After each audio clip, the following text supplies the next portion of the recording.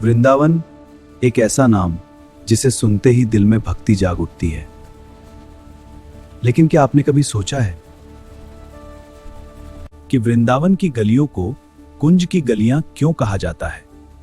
आखिर क्या खास है इन गलियों में जो हर भक्त को अपनी ओर खींच लेती हैं? आज हम चलते हैं उस रहस्य की गहराई में, जहां हर कदम पर राधा कृष्ण की लीला छुपी है। आज जो वृंदावन हमें दिखाई देता है वो पहले ऐसा नहीं था। हजारों साल पहले ये पूरा इलाका घने जंगलों और हरे भरे बगीचों से भरा हुआ था, जहां चारों तरफ पेड़, बेलें, फूल और शांति ही शांति थी। इन छोटे छोटे प्राकृतिक बगीचों को कहा जाता था कुंज।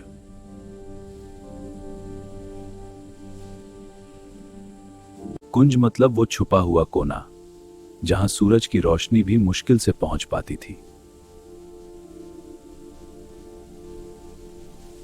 तुलसी की बेलें लिपटी हुई, पत्तियां सरसराती हुई और हवा में बस प्रेम की महक। ऐसा लगता था जैसे प्रकृति खुद भगवान की लीला के लिए तैयार हो गई हो। कहा जाता है जब कान्हा बांसुरी बजाते थे तो हर कुंज में प्रेम की धुन गूंज उठती थी।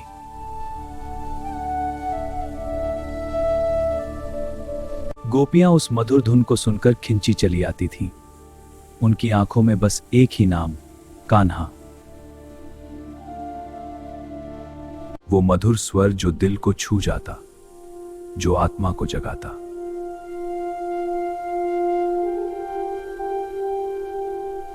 और फिर शुरू होती थी रास लीला, एक ऐसी लीला जहां समय रुक जाता था। वो लीला आज भी याद की जाती है, क्योंकि वो सिर्फ नृत्य नहीं, वो दिव्य प्रेम का प्रतीक है। समय के साथ वृंदावन में लोग बसने लगे। जंगल धीरे धीरे कम होते गए और उन कुंजों की जगह बनने लगी संकरी गलियां। लेकिन ये गलियां साधारण नहीं थी।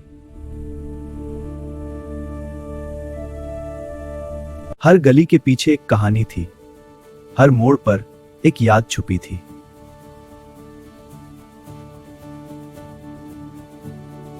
कहीं राधा जी का नाम लिखा तुलसी का पौधा, कहीं कान्हा की बांसुरी की धुन जैसी हवा।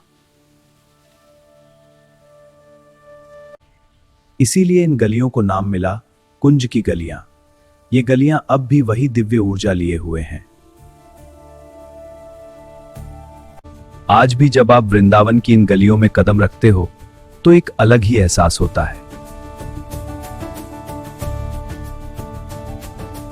ऐसा लगता है जैसे कान्हा की बांसुरी अभी भी कहीं बज रही हो और राधा जी की छाया अभी भी इन रास्तों में घूम रही हो। जिसे सच्चे मन से बुलावा मिलता है वही इन कुंज की गलियों तक पहुंच पाता है। तो अगली बार जब आप वृंदावन आए तो सिर्फ दर्शन ही मत करना, इन गलियों में थोड़ा रुकना, महसूस करना।